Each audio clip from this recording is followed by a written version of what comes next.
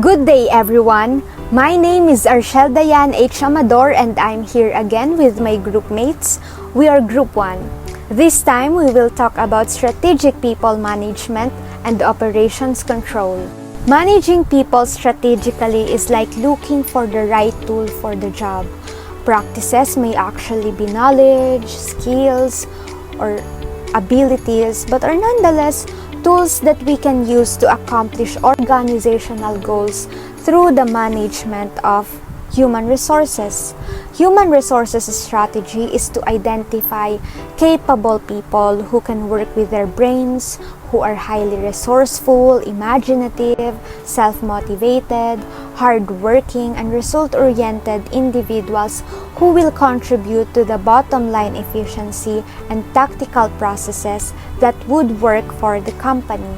Human resources are one of the most important assets that any company can think of because people are reasonable and their mental capacities are useful for a positive contribution to the organization's performance. Strategic people management and operations control are so critical in every business process because they can be a great help to understand the requirements for the long-term existence of an organization in the long run. In our report, together with Group 2, we will explain operational control. And let's figure out what are the strategy and procedures managers should do. What is the distinction between organizational and strategic management? Explore and enrich the 3 forms of managerial control and the 10 operation management decisions that will ensure management productivity. And for this module, we have 2 formulated questions. First is what is the most effective leadership style, and the second one is what is the best leadership style. Leadership is vitally important to managers. So for the question, what is the best leadership style? Well, it's the wrong question. Well, actually, it's not the wrong question. It's just part of the right question. And the right question is, what is the best leadership style for this person in this situation? And that's the principle behind situational leadership. The situational theory of leadership refers to those leaders who adopt different leadership styles according to the situation and the development level of their team members. Leadership style plays a vital role in every business, affecting both employee performance and operational efficiency. Situational leadership theory suggests leadership styles go through stages as employees develop and cultivate their workplace skills. In other words, situational leaders shift their leadership styles because it adopts the team's needs and the sets of beneficial balance for the whole organization. The fundamental principle of the situational leadership model is that there is no single best style of leadership. Leaders must adopt the leadership styles in order to make the team's abilities and deliver the desired results. Effective leadership, there is not only with a person or a group that is being influenced, but also depends on the task, job, and or function that needs to be accomplished. The idea of situational leadership is to choose a balance of supportive and guiding behaviors that match the situation with someone who is highly enthusiastic, highly capable, very confident in what they are doing, lots of experience. Then you choose fairly hands-off style of leadership. On the other end of the spectrum, for someone who is perhaps reticent on the task, they have very little confidence that they can deliver it well. It may not be something that they want to do. They may have a low level of enthusiasm and morale in general, or it may be a task for which they have very little experience. They don't have the right capabilities, and so you're not going to leave them with a task. You are going to give them very clear briefing, very clear guidance, and possibly even direction. Because of their low level of motivation and enthusiasm, you are going to be as supportive as you can. There's a range of different styles of leadership that you can apply if you get the style of leadership right and tune it to the situation when you are most likely to get good results from your leadership behaviors. And that's the principle of situational leadership. In the situational leadership, there are generally 4 types of leadership. The situational leadership model proposes that there were 4 primary leadership styles. The first one is leading or directing. This leadership style is mostly a one-way street with little input from the follower or employee. This type of leadership is associated with autocratic leadership. A directing leader will make all the decisions without consulting subordinates. They will simply inform their team of the decision they have made and expect their team to carry out their instructions. Feedback from the team is discouraged and the directing leader decides who, what, why, and when. Next, we have guiding or coaching. This leadership style is more effective when your followers need a lot of guidance, but are highly motivated. This style, the leader still defines the rules and the tasks, but in contrast to directing, they are more receptive to input and feedback from their subordinates. Now, these leaders sell their ideas and plans to their subordinates to obtain their cooperation. This leadership style is closely related to the democratic style of leadership. Sports coaches are often associated with this kind of leadership. They put players into position and then direct the group as a whole in order to obtain the best performance. The third one is helping or supporting. This is for followers with the skill to complete the task but who may lack the confidence to do it on their own. The supporting leader will participate in idea creation and decision making, but most of the decision will be taken by the team as a whole. This type of leader may appear to be quiet because they lead by example and appear to be an equal team member embedded in the team rather than the ruler of the team. And the final leadership style is delegating. This leadership style is ideal for followers and employees who score high in motivation, ability, and confidence. Delegating leaders are, of course, responsible for the team but they provide minimal direction and guidance. It's a hands-off style of leadership, similar to laissez-faire leadership, where the group makes almost of the decisions. Now, this type of leadership is usually more concerned with communicating their vision of the future than directing day-to-day activities. They will decide what the next step should be to move towards their vision but is left completely to subordinates to determine how to achieve that next step. Managerial leadership. There's a lot of assumption that these two, managerial and leadership, share a exact definition. Some says that these two are not equal to each other. Some says that these two are complementary. Leaders create a vision, set definition, inquire and align people to accomplish goals. They build a new relationship and structures. Managers, on the other hand, plan, organize, budget, cooperate, and execute activities within existing systems. Leaders are focused on rules while managers are focused on functions. Managers are more likely to have a fixed mindset while leaders are more likely to have a growth mindset.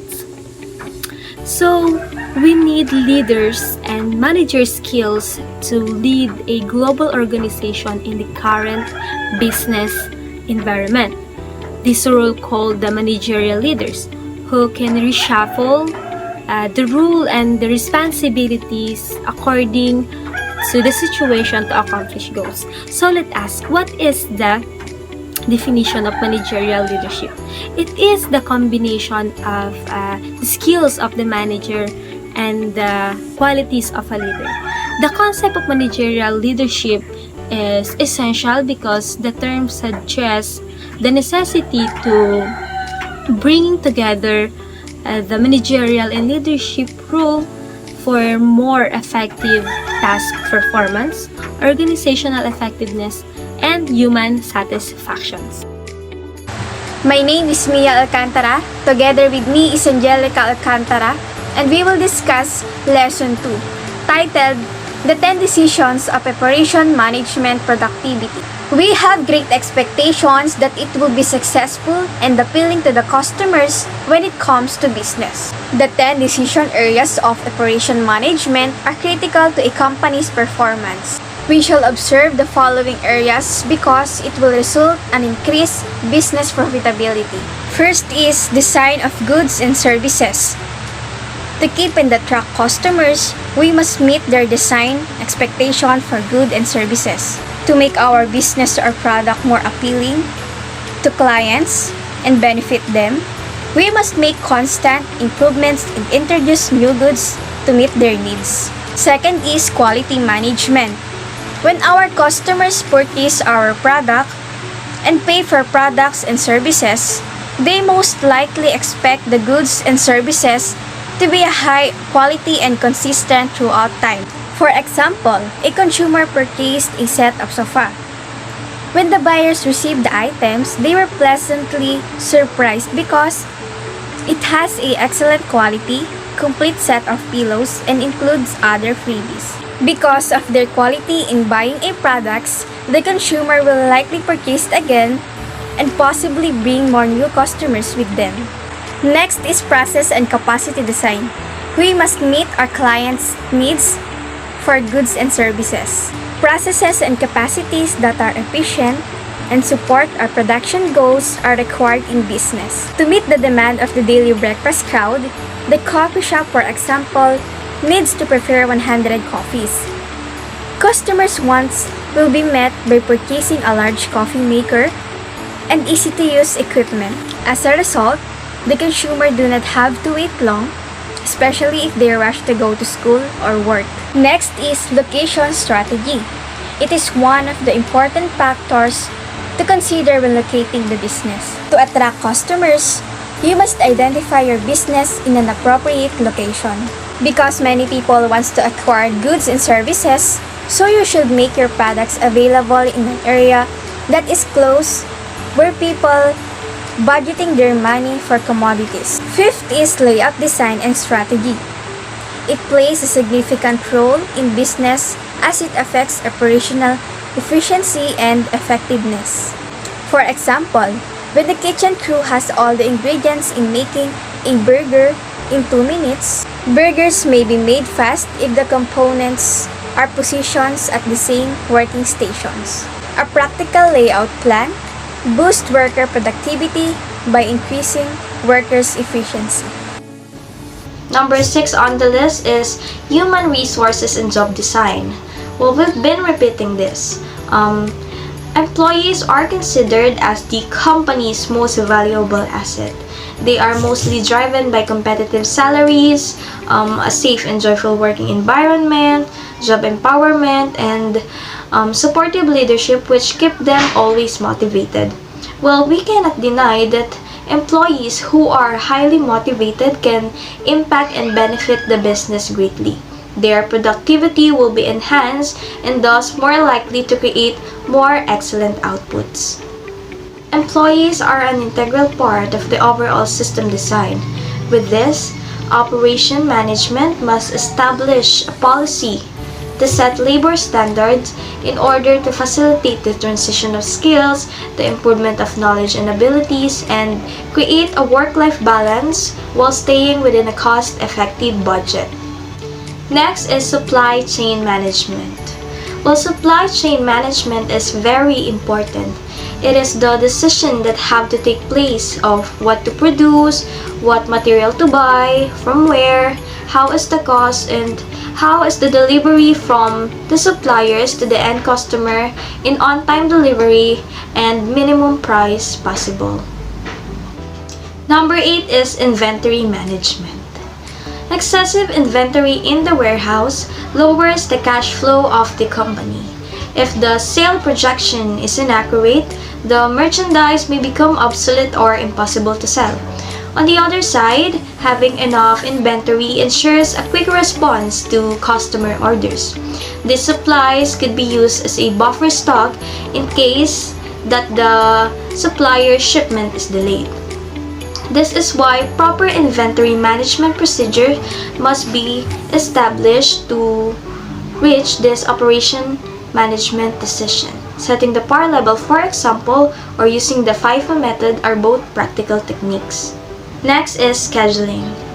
Businesses must be adaptable and sensitive to changing market conditions. With current patterns, normal day-to-day operational demands could be predicted. For example, a weekday lunchtime crowd would be expected in a cafe located in an office tower. The cafe would deploy workers under the business peak and slack hours to meet operational needs. Companies should keep a pool of long-term part-time workers in order to reach this operation management decision. So, instead of paying full-time employees a fixed monthly salaries, the company could use these part-time workers when operational need arouse. Last on the list is maintenance. Processes are created to make operations more accessible and more efficient.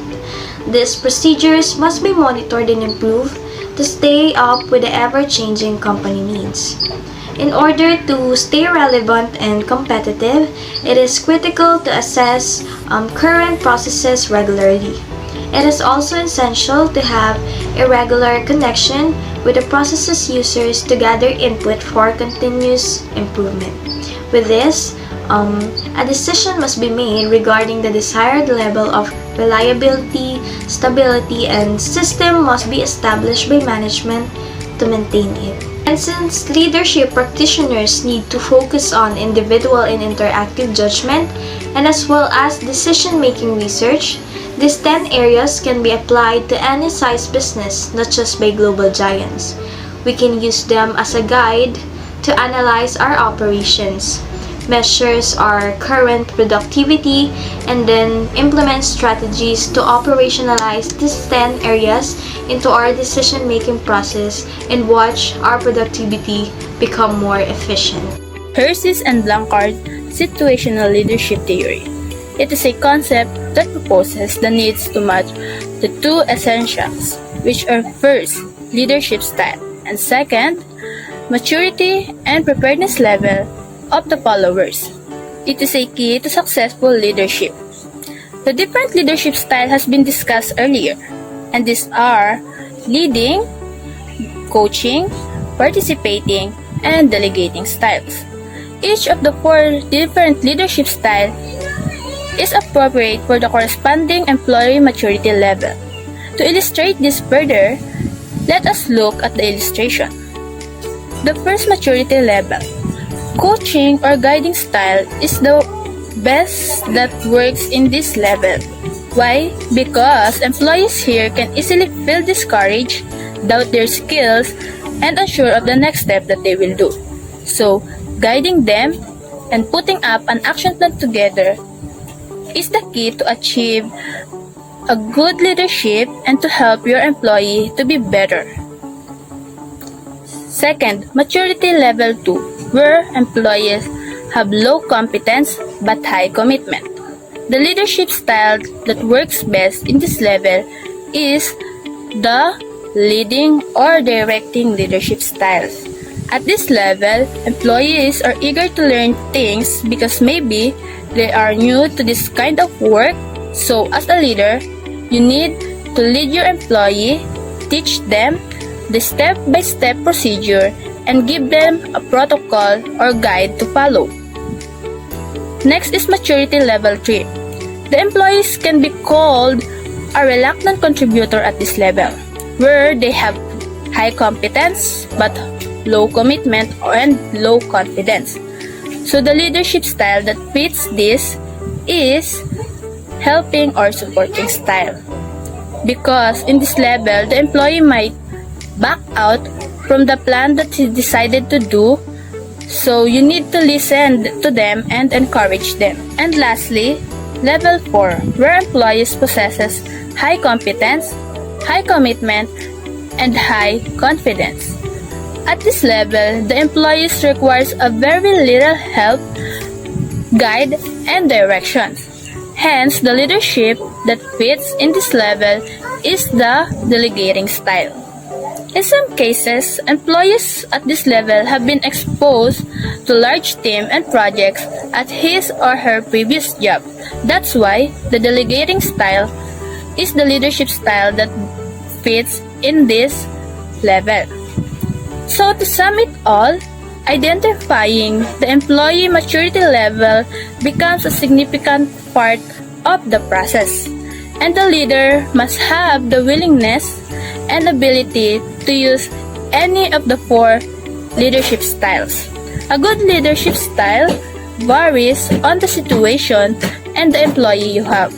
Therefore, as a leader, you need to be flexible and can easily adapt to the changes in your organizational environment. Forms of control. Management controls are typically process and procedures or technical safeguards are applied to prevent problems and protect the resources of an entity. It is usually defined as a process that helps to achieve organizational goals within a set timetable.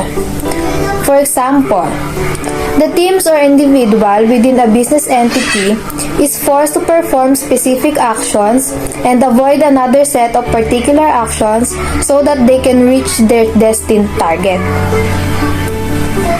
Detective. The supervision of detective leadership is part of internal control that seeks to locate problems when they emerge in the business process. It is like a mission to discover the clues to great leadership.